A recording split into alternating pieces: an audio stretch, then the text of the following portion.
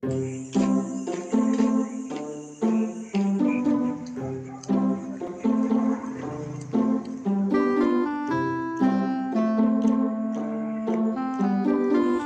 yun mga buddy, at tayo ay pupunta sa eskwelahan nila ng Diyos. Naglalakad lang tayo para sweet mga buddy. So yun, let's go.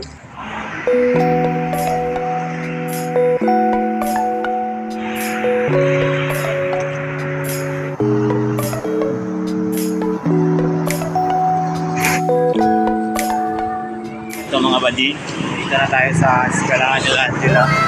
Tayo lang tayo kung lalabas siya.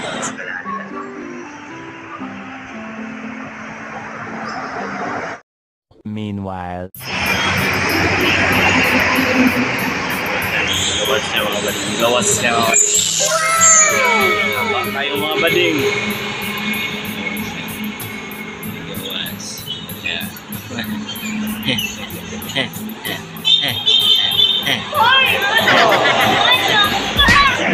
a few moments later. So yun na mga bading. Pupunta kami ng street food. I-date ko silang dalawa. Kadamay mo. Ika na tayo.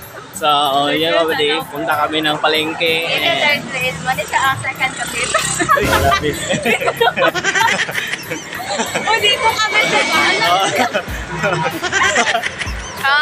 Kabit na sila mga buddy. Check, pamipip. Saba kayong truck. Mga buddy, saba. Linda ni Angela, yellow na tubig sa basta. Imagine na ninyo. So, let's go!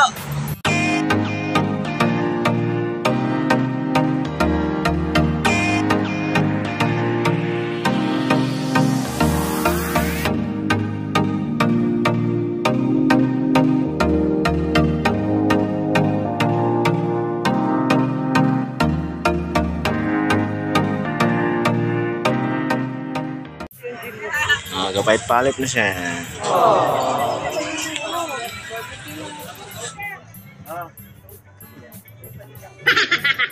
Oh, yun mga buddy, nilibrihan ko siya, pero ang sayang ipalit. Chicken skin lang. Ganda sa kwarta. Daghan o kwarta siya.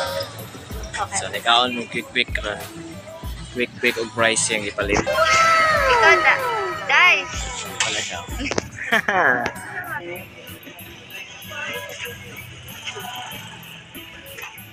Mukha og halang. Yeah. Bait.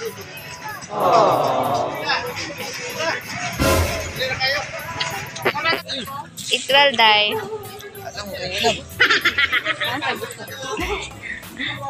It will food, sir. Hello?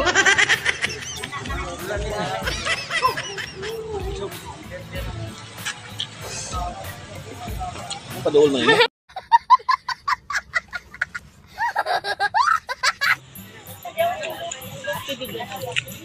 Ano? Kaya busa ko, bante ka.